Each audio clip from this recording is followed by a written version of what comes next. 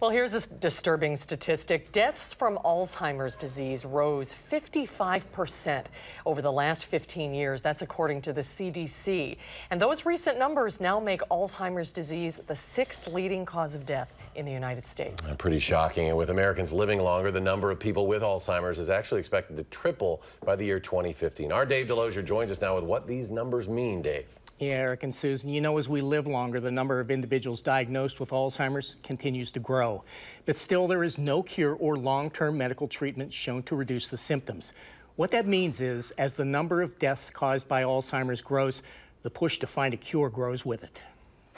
When we see numbers like this, it really drives what we do. In the labs, doctors at UW Health are doing research to find treatments and hopefully a cure for Alzheimer's. Answers that are not coming as fast as the deaths caused by the disease. According to the CDC, deaths are up 55% from Alzheimer's in the last 15 years. That's due to an aging population, better diagnosis, and an increased willingness by physicians to list Alzheimer's as the cause of death. In the past, people have not recognized Alzheimer's. They might think that it's just natural age-related changes.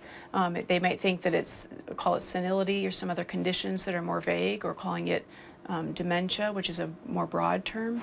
Dr. Cynthia Carlson is part of the research team at UW Health. She says even with cases of Alzheimer's growing, it remains an underdiagnosed disease. Although we're still under-recognizing Alzheimer's, still about only 50% of people with Alzheimer's disease have the disease recognized, even in countries like the United States. As the diagnosis of Alzheimer's disease improves, the number of deaths attributed to it will likely grow, a fact not lost on those looking for an answer. But that the deaths are increasing is important. It shows that we haven't made much progress in Alzheimer's prevention or effective treatment for Alzheimer's. Doctors here believe prevention, treatment, and a cure will be found. It is what they remain focused on, because even finding something to slow Alzheimer's can be life-changing. Delay the onset. So if we can live to be, 5 years down the road and not have memory problems, that's going to get us another high school graduation and another wedding, another important milestone in our family's lives. Now, treatments for Alzheimer's, just as with other diseases, is limited by funding for research. And doctors right now say that they are doing as much as they can with the resources that they have.